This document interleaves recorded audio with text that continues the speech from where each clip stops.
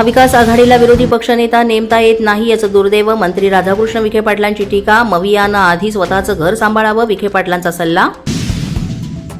जालना जिल्हाधिकारी कार्यालयासमोर स्वाभिमानीच्या पदाधिकाऱ्यांनी उभारली शेतमालाची गुढी. कर्जमाफीच्या मागणीसाठी स्वाभिमानी शेतकरी संघटनेचे कार्यकर्ते आक्रमक. साध्वी प्रज्ञा सिंग ठाकूर यांचा मालेगाव दौरा अखेर रद्द. हिंदू सकल समाजाच्या संत साहित्य संमेलनात साध्वी प्रज्ञा सिंग उपस्थित राहणार होत्या. साध्वी प्रज्ञा सिंग 2008च्या मालेगाव बॉम्बस्फोटातील आरोपी. नाशिकमध्ये हिंदू सकल समाजाच्या संत संमेलनामध्ये औरंगजेबाच्या कबरीला विरोध. कबर तोडणार नाही तोपर्यंत औरंगजेब मरणार नाही. जैन मुनी महावीर मिशन ट्रस्टच्या निलेश चंद्र मुनी यांचं विधान.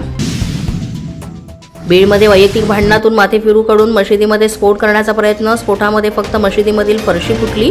स्फोटाचं कारण अद्याप अस्पष्ट. पोलिसांकडून शांततेचं आवाहन. बीडमध्ये मशिदीत स्फोट झाल्याचं प्रकरण. विजय गव्हाणेसह श्रीराम सागळेला 3 एप्रिलपर्यंत पोलीस कोठडी.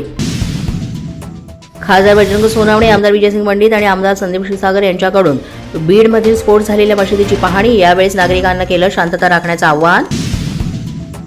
बीड मशीद स्फोट प्रकरणी सगळी माहिती मिळाली आहे, त्यामुळे लवकरच योग्य ती कारवाई होईल. गृहमंत्री देवेंद्र फडणवीसांची प्रतिक्रिया.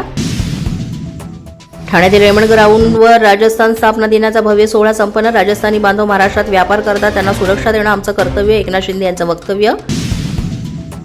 उपमुख्यमंत्री अजित पवार यांच्याकडून रमजान ईदच्या शुभेच्छा. मराठी नववर्षासोबत आलेली रमजान ईद आनंद, सौख्य आणि समृद्धी घेऊन येवो, अजित पवारांकडून प्रार्थना. अशाच नवनवीन व्हिडिओसाठी पोलीस माझा न्यूजचं युट्यूब चॅनल सबस्क्राईब करा.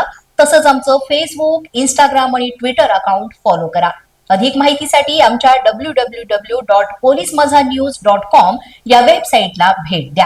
पाहत रहा पोलीस माझा न्यूज.